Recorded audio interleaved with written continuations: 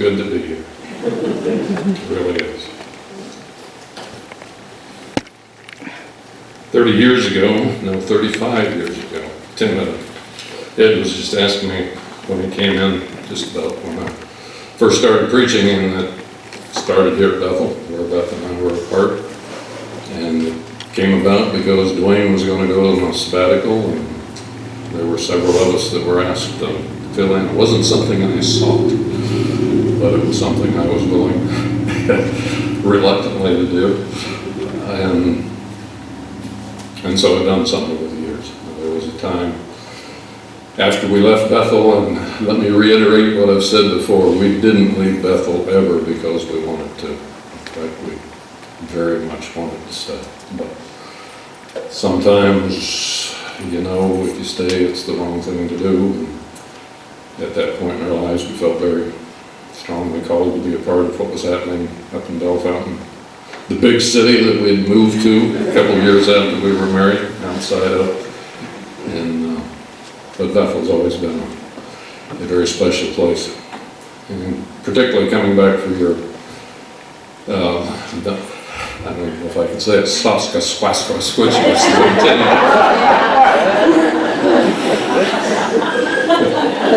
And being here for Dwayne's sermon, and knowing that we were the first, Beth and I were the first couple that he married from Bethel when he came. And Friday was Beth and I's anniversary. And when people ask me how long, now guys, pay attention, because this works, I'll guarantee you. When people ask you how long you've been married, and I mean it, not long enough. But the second answer is 44 years. And they've kind of flown by, as not all of you know that, but most of you know that. They fly by. During that flying by, a couple things I've brought here. This is an old NIV Bible. When I first came here and was a part of it, I had a Thompson chain reference, red leather, indexed, Thompson, I've said all that, King James Bible, which had beautiful language, but man, there was a lot of stuff that was kind of hard to understand. And then the NIV came out, and I had one of those, and that was kind of right there in the mid and late 70s, sometime there, the NIV came out, and you know, it's kind of this, there's always tensions in the church, aren't there? And part of the tension was, should, you know, man, King James, if Jesus spoke it, it should be good enough for us. But there was this transition to language that was more friendly. And I made that transition, but I regretted not having the study aids that came with the Thompson Chain Reference Bible. And after we had become a part of Bellefontaine Community Fellowship, somewhere or another, I think I had expressed that. And one day, I forget exactly how it appeared, but there appeared a Thompson Chain Reference NIV that had just come out. And there was some inscribing in the front, but there was no note as to who had given it to me. And one reason I brought this along is because as a teacher I've learned, and this was before I was a teacher, but sometimes when you don't know, that's the worst time to try to jump to conclusions. You just start paying more attention. And there was writing in the front, some very beautiful verses that came along with the Bible and were given to me specifically, I guess. And I started paying attention to how people write. And sometime within a year or two, I thanked James Lockridge for giving me that Bible, because I had narrowed it down. It was his hand. I never asked for any recognition for it. When I made it known to the group that somehow this appeared, nobody volunteered, and I accept it in that spirit. But James has been a part of my life in different places, and was always a treasured part of BCF while I was there. And I'm glad he's here among you. What a great place for him to be. By the way, I did I just found out in looking for when church started, I went to your website, and then I saw this Bethel TV, and then I saw these videoed sermons of people. That's kind of scary, folks.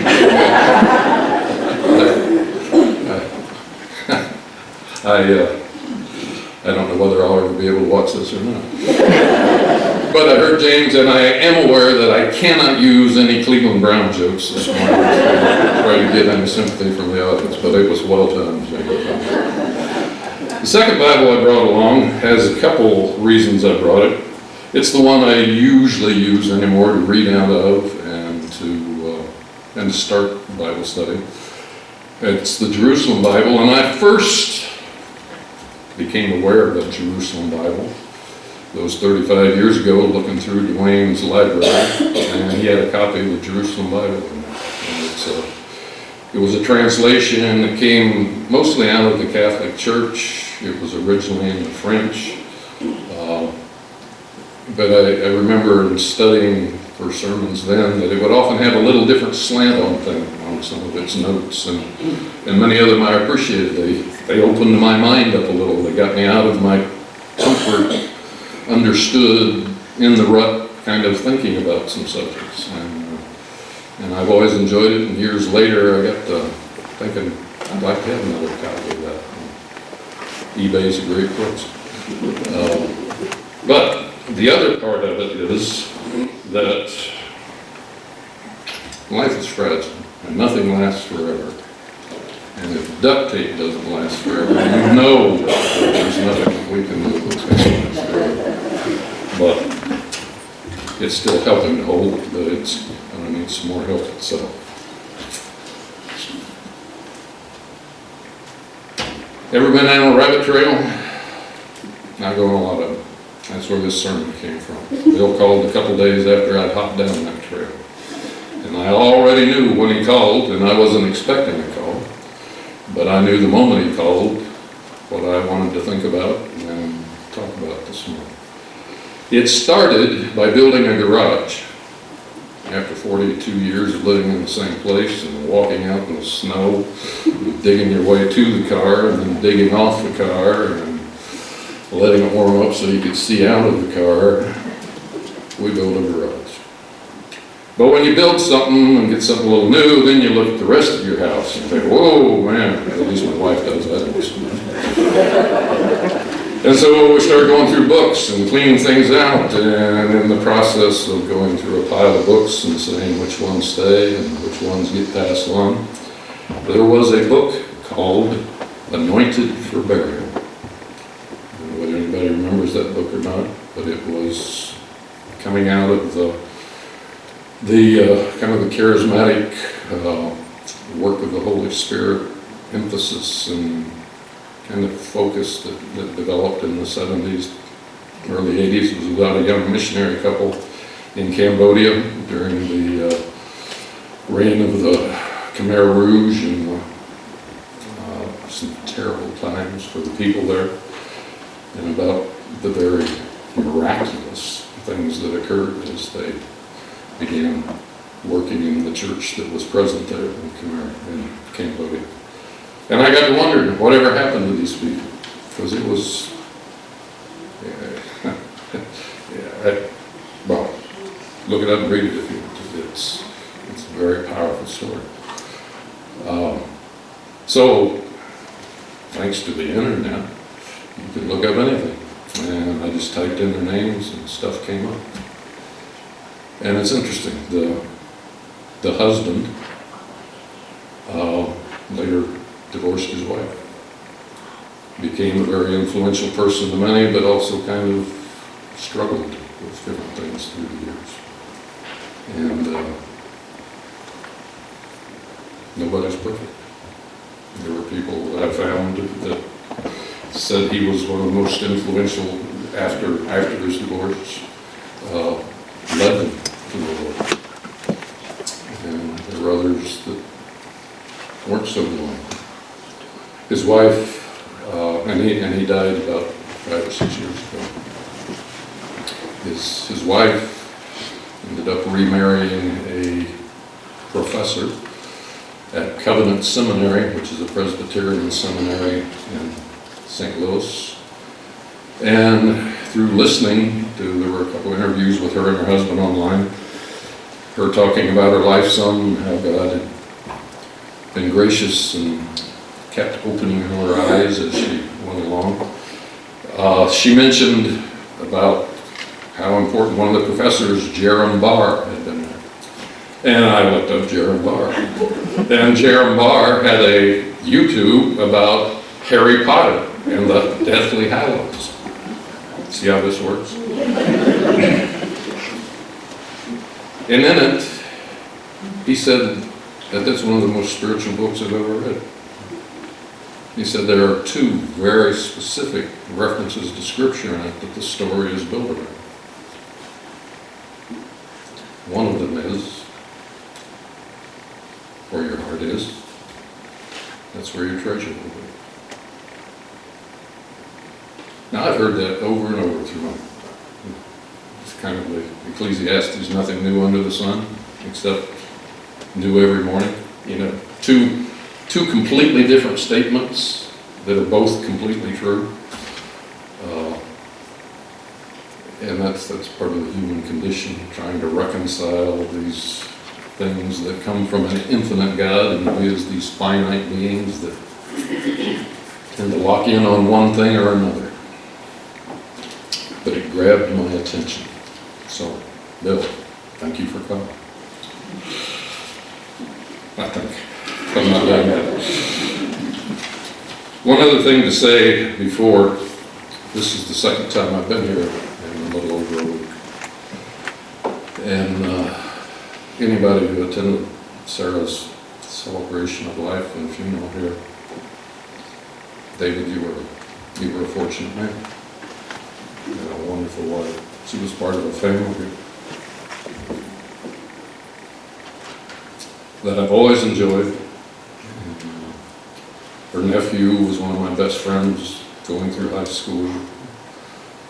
And the family itself, Mary Kay, is a wonderful son that lives across the road from me. I remember Bobby Plank, I went down and saw him when he was doing VS in Alabama, and he said, when you get back, you call my grandpa, and you tell him what happened while you were down there. So, you know, me calling other people's grandpas on the phone, who I've never really met, wasn't real high on my list of things that I would choose to do, but I honored the friendship. I called and had one of the most enjoyable conversations I've ever had on the phone. And I'm not a big phone talker. And the reason it was so enjoyable is because Sam, he just wanted to know. And he had questions. And he wanted to know what you thought. And he wanted to know what Bobby was doing and what Bobby thought. And I didn't have to tell him anything. I just had to answer his questions. Goldie, what a privilege it was to know her and the impact she had on someone.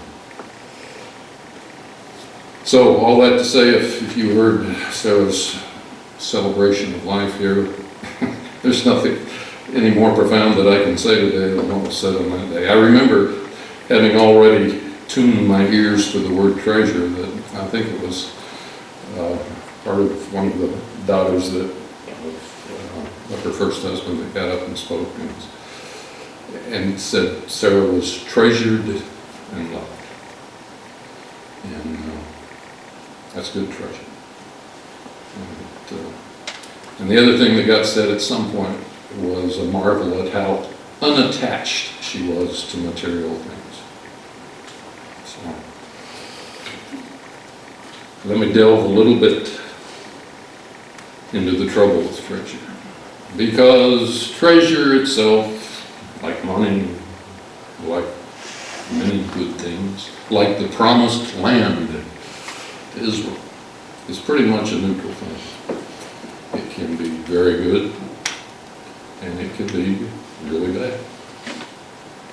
Because depending on where your treasure is, and where your heart follows in that process, there are two very divergent roads that treasure can lead you on.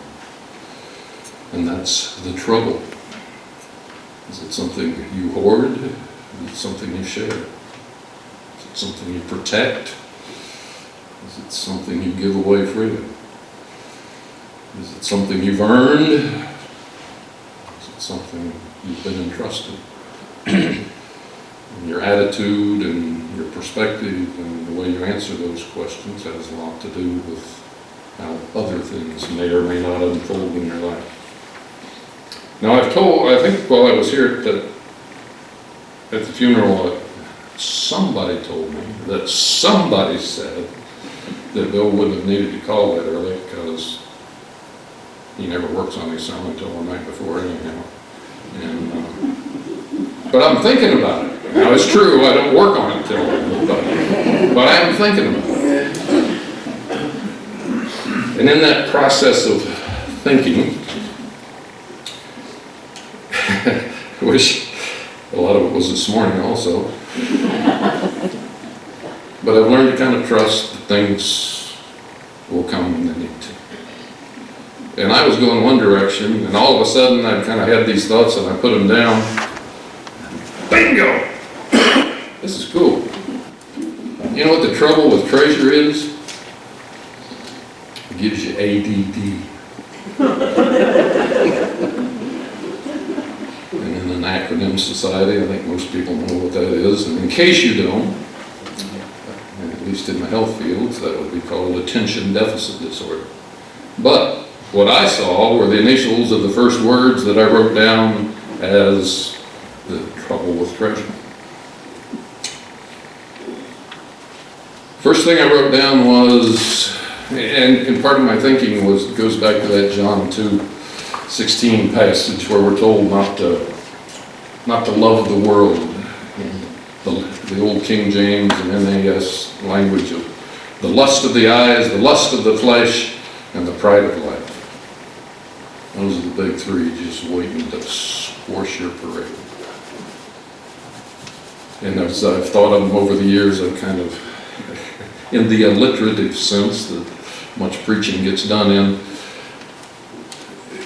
I've recognized that one way to think about the things that tempt people and will draw them in are usually either some type of passion of the flesh. It doesn't have to be romantic or sexual or, food, anything that pleases the flesh and becomes a passion, something sought at the expense of other things. Possession, lust of the eyes, that calls something your own, but once it's yours, then you also have to take care of it and make sure nobody steals it from you. And the pride of life, which I would associate with the lust for power, to be in a position of control. And all those things can be okay, but they also can draw you in and avert your eyes, which is the A that suddenly appeared on my paper. And the aversion of the eyes, I remember, well, in Ephesians, I think it's 1:18, it talks about Paul wanting the eyes of your heart to be enlightened. That this connection between what you're seeing and what you could see, and the heart connection to that was important to him. I remember there was a video, I think, it was one that Steve Lett passed on to me about soil. But in it, this guy was talking, and he was talking about, in terms of soil, things that you pay attention to. But he made the comment, as an aside, that when Columbus landed on that first island, that the native people there couldn't see the ship. Now, that when he first said it, it didn't make much sense to him. And what's interesting is, like a lot of things in life, once your consciousness is raised, within a few days I read a similar thing in a completely different situation. But they couldn't see it because they'd never seen one before. And it was completely outside their realm of experience. And it didn't fit any of their preconceived ideas about what would be coming on the water. It just didn't compute. And I think that's part of what treasure can do sometimes. It takes our eyes away from things that it would be good for us to see. That when Jesus was, there's a passage where Jesus is watching at the temple. And what he saw was not the people dumping the loads of money into the treasury as they walked in the door, whose gifts were large and easily noticed, but he noticed the widow.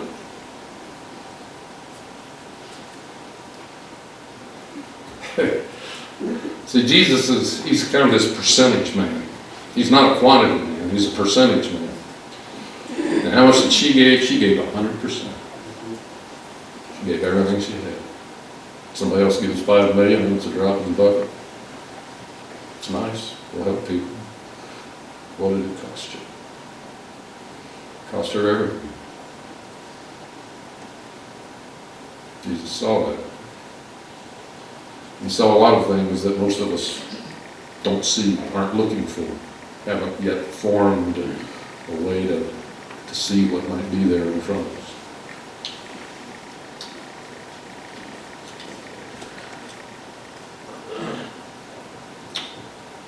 There's a paragraph from a book I came across accidentally. I won't give you the whole story right now, but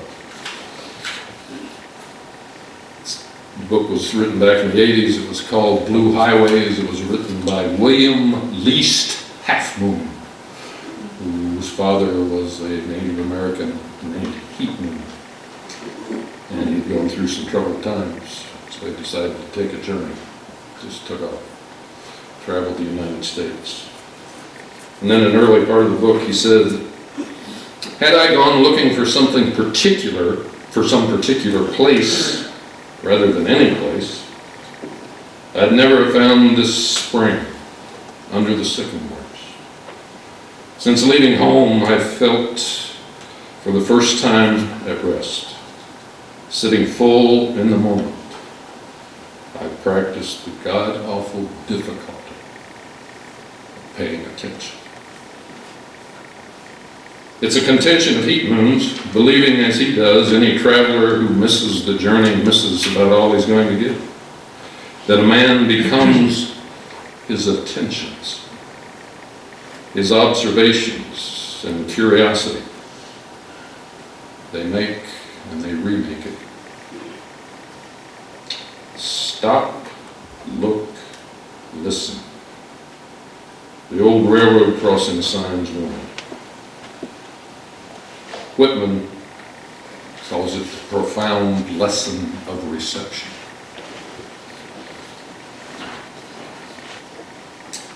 Which leads me to the first D in ADD. And not only can treasures avert the eyes, but they often dull the hearing. And seeing and hearing are different senses that we depend on to gather information, to give us guidance, to help us keep from stumbling. But sometimes I live with this every day as an unretired teacher, who's most people my age are retired, but then they didn't start when they were in their 40s. There's a big difference between me saying something and students hearing something.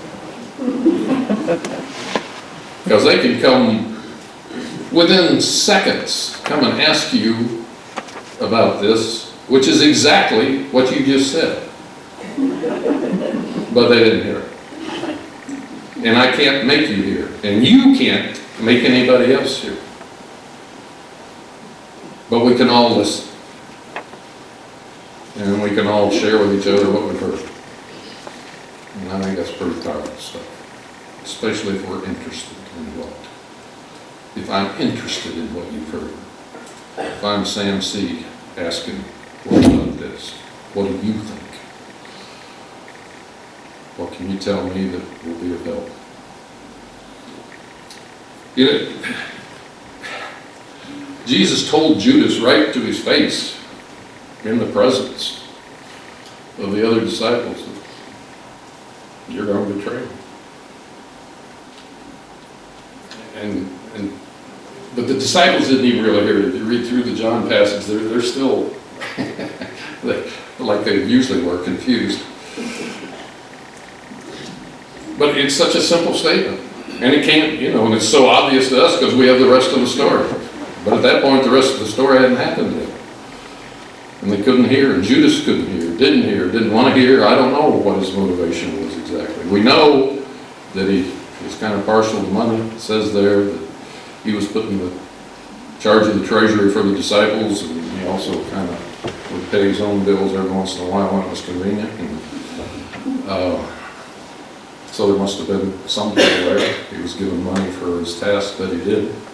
Which, by the way, this is completely aside, no extra charge. Jesus put the crook in charge of the money.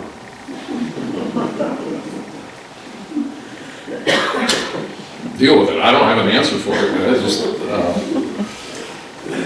the only thing I can come up with is money isn't as big a deal as we often think. And I think God's got enough to go around. I'm not encouraging stealing. I'm not encouraging going around people when they do if we're aware of it. I just never been able to quite resolve that. But anyway, that was an aside. Pharaoh, Moses, did Pharaoh listen? Well, kind of did, but then he ignored it, and then he'd listen again, and then he'd ignore it, and he'd listen again, and then he'd ignore it, and then he'd listen again, and killed him. When they tried to follow and recapture what had been his, he was in charge. I'm not going to listen to your prattle. I have power. As long as God allows it. The Bible is full of stories about people not hearing well. But you want to hear, you want to listen, because you know what? Jesus said he's going to stand at the door and knock. And if you answer the door, and he didn't make any distinctions about whose doors he was going to knock on. He wasn't protecting his doors. He wasn't trying to keep people from coming in his doors. And he's going to knock on your door. And should you choose to answer, he's going to come in and eat with you. That's what he said. That's pretty cool. He wants to be with you. There's I think I've got it here. There's just a few lines. It's, I don't even know.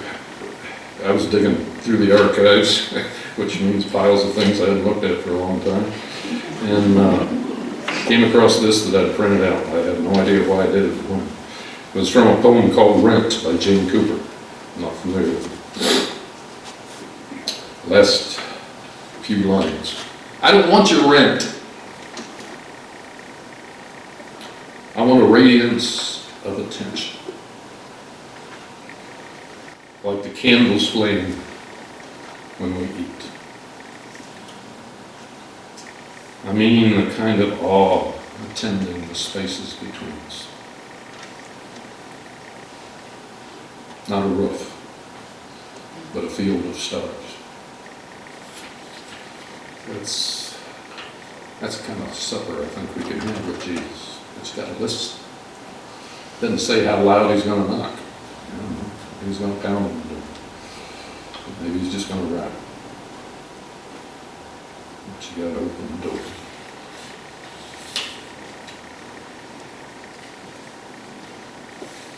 The last D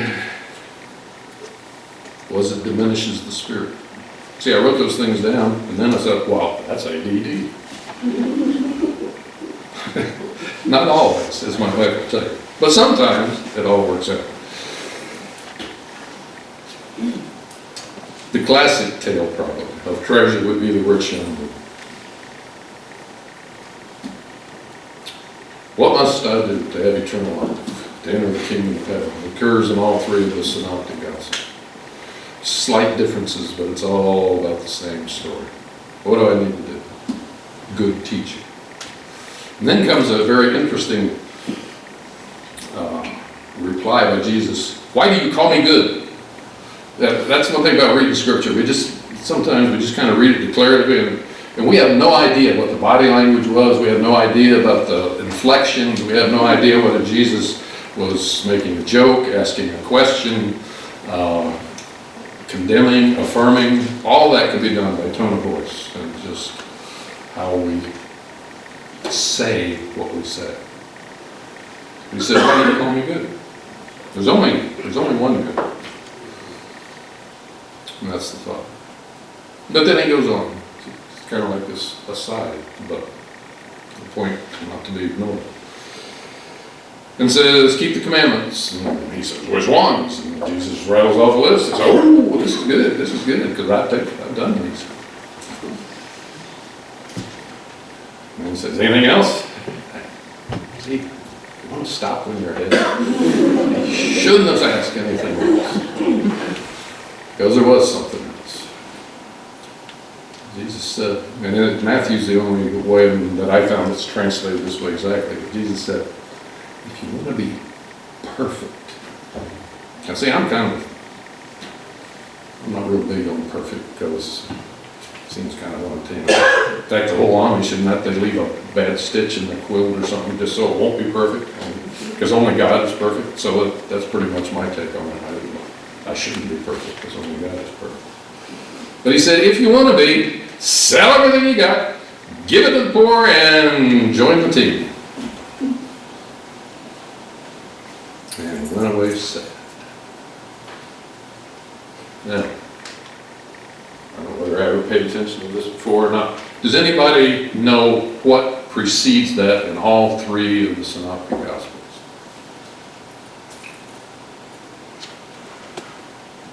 Because the disciples asked, well, man, how's anybody going to make it into heaven? And Jesus said, well, it kind of boils down to all things are possible with God. But it ain't going to be easy. But right before that, he talks about how it is easy to get into heaven. Because it's little children. It's little children. Unless you become as little children. We make things pretty complicated sometimes, don't we? Not to say that all children are perfect. I have 4 of my own that have disproved that many times, and 10 grandkids who I love dearly and are really noisy. But it's a good noise. It's a noise I'll miss soon enough.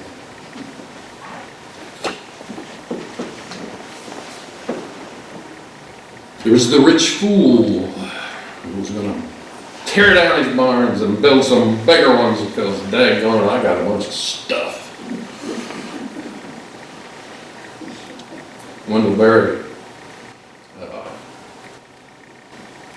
reflected on that at one point. Said the rich fool made the mistake of, what was it?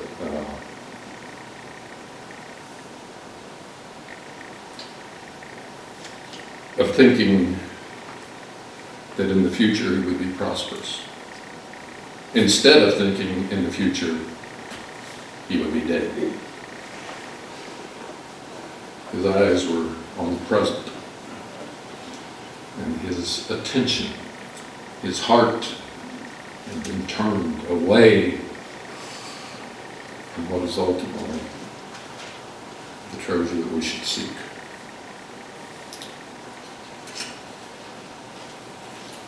Is there a remedy? Well, sure. I would suggest three things. That doesn't mean they're the only things, but this would be what I would suggest. That you should treasure questions.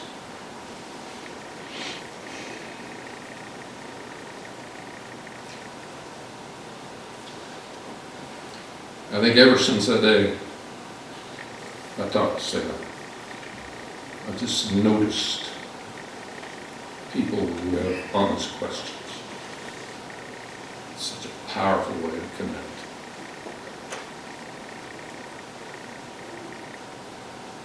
And I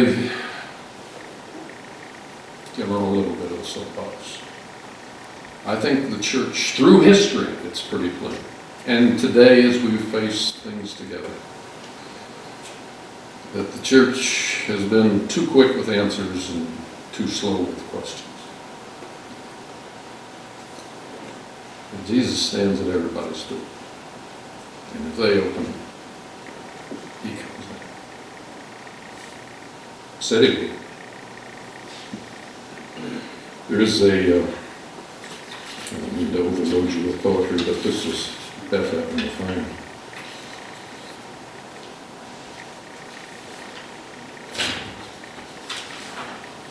This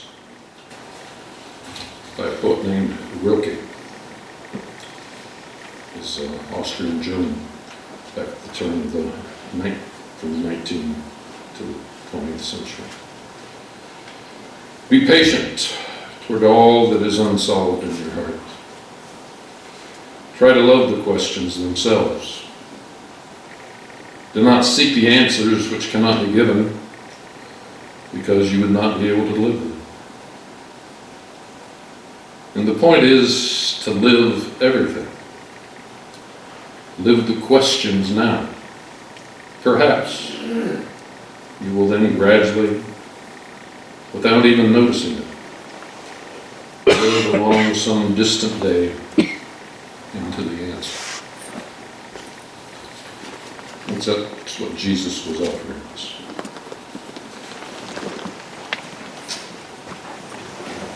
I think there's a tendency to confuse truth with answers. Truth's a little more complex, I believe. Second thing.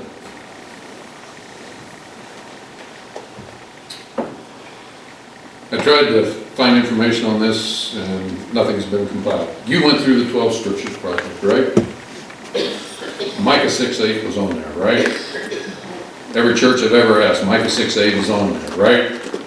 Well, I've asked it has been, but there is no compiled list of. But I know for Jubilee, there might have been one other scripture that tied that, but that was the most mentioned by the most number of people. And it's so simple. And I think that's why it's on there. And it answers a lot of questions. What does the Lord require? To act justly. Not to judge justly. To act justly. Drum roll. Love. Mercy. I even found one translation, it was the International Standard Version, that said, treasure mercy. That's a pretty good treasure. See, that's one you can share. And the more you give away, probably, there aren't too many guarantees in this life, but it's kind of like that shaken, pressed down, shaken together, and overflowing parable Jesus talks about. I mean, it's hard to give away too much mercy and not have some of it for yourself. It comes back at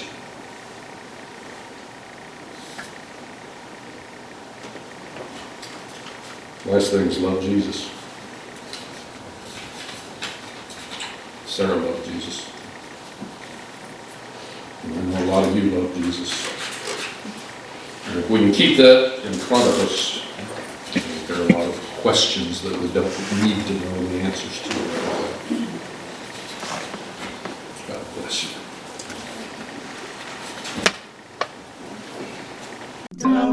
ETL, we believe in